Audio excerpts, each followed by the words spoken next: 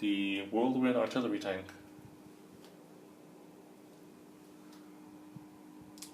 I find it quite sad that this particular tank is not really fielded as often compared to other units, but I suppose I can understand why.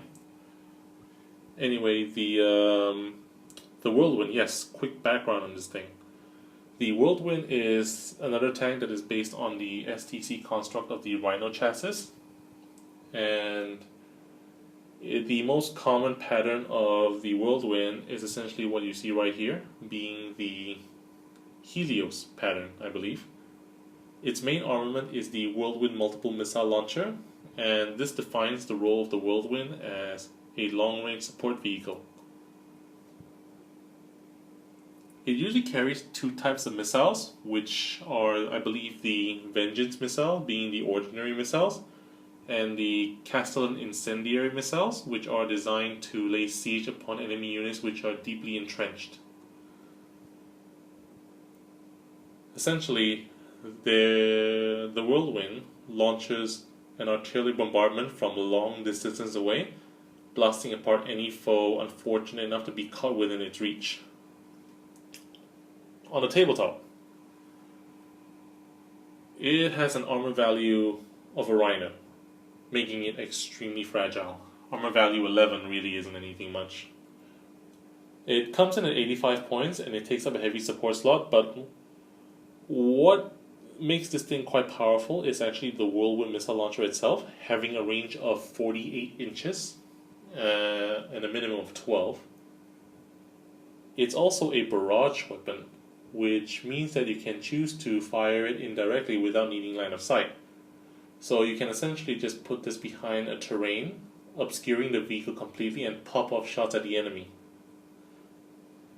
It has a choice between the Strength 5 AP4 Vengeance missiles or the Strength 4 Incendiary missiles, which ignore cover, and thus its role is exactly like what its background states. It's essentially good at dealing with massed infantry, or also dealing with infantry units that enjoy utilizing cover, such as sniper scouts or Eldar pathfinders and what have you. With that said, it can't really kill anything else, or anything much really. It can't deal with any tank that is above armor value 11, and against infantry, opponents usually have their troops either in transports for protection, or in my experience as well, they tend to also utilize the 2-inch coherency to its maximum in order to minimize casualties. I would bring this tank for dealing with infantry or large hordes if it wasn't competing for the heavy support slot, which can be utilized by other units, which, like for example, the Thunderfire cannon. The Thunderfire cannon, yes, admittedly is much more expensive compared to the Whirlwind, but it brings so much more compared to what the Whirlwind brings. And also the Whirlwind has a knack of competing with other heavy support units such as the Predator tank and the Vindicator as well. And to an extent even the Landraider. But compared to all those other units, I think for its point cost and for what it does currently at this stage, it isn't really worth it.